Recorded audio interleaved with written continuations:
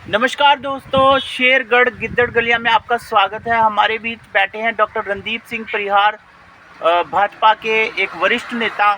Sir, आपका बहुत बहुत स्वागत है हमारे इस शो में। नमस्कार सर, जो पहला प्रश्न है हम आपसे कहना चाहेंगे कि हाल ही में ये जो डिबेट चल रही है 370 की कि 370 को हटाना चाहिए था या नहीं हटाना चाहिए था, या इसके क्या परिणाम हुए जम्मू वासियों के लिए, क्या ये फ़ायदेमंद रहा या घाटे का सौदा रहा।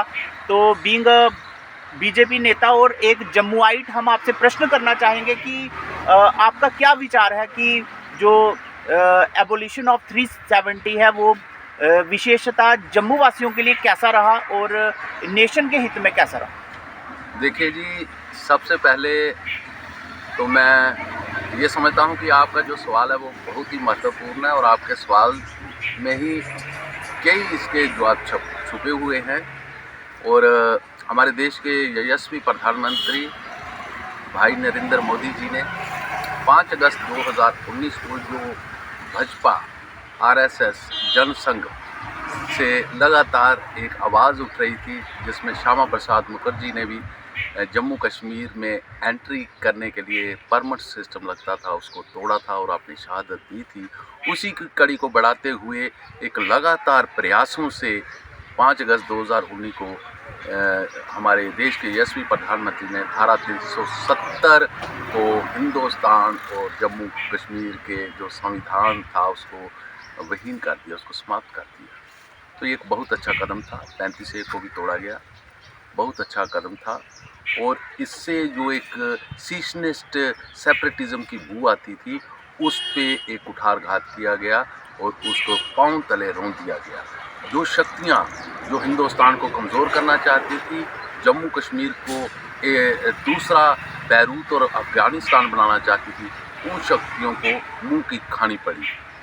अब आपने कहा कि इसके असरात क्या है। असरात आप देखते हैं कि आज हिंदुस्तान का तिरंगा जम्मू कश्मीर के जगह जगह आपको लहराता हुआ दिखता है और लाल चौक में भी हज़ारों कश्मीरियों ने 15 अगस्त के दिन वो आज़ादी के तरानों में झूम उठे और भारत माता की जय के नारे लगाए।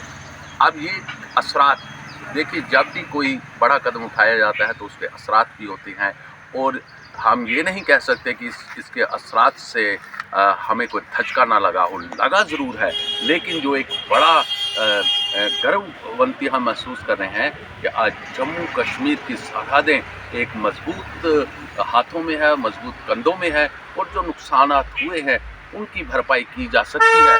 लेकिन जिस तरह से आज कुछ तथाकथित कश्मीर के वो लोग जो बात बात पे पाकिस्तान की धमकी देते हैं और पाकिस्तान को कहते हैं कि पाकिस्तान को जम्मू कश्मीर के मसले में शामिल किया जाए, आज वो धारा 370 के खिलाफ सुप्रीम कोर्ट में आए हुए हैं। सुप्रीम कोर्ट में जाना तो एक हर व्यक्ति जा सकता है, क्योंकि भारत का लोकतंत्र यही कहता है कि एक अपोजिशन को, एक जिसको फांसी का हुक्म हुआ होता है, वो भी अपील कर सकता है। तो हम ये समझते हैं कि जो लोग धारा 370 को वापसी करना चाहते हैं वो भारत को तोड़ना चाहते हैं। जी, बहुत अच्छा डॉक्टर साहब।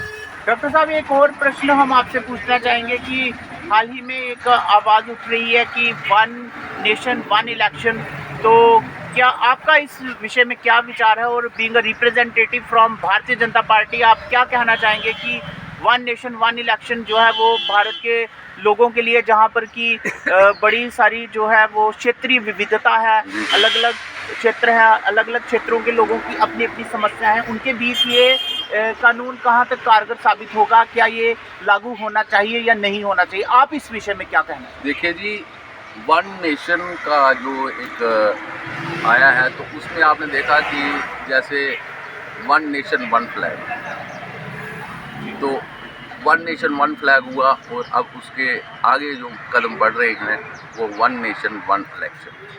अब इसमें ये वाजिब सी बात है कि जहाँ अभी 2 साल की असेंबली हुई है तो वो ये नहीं चाहेंगे कि उनकी असेंबली भंग हो और वहाँ पे इलेक्शन हो।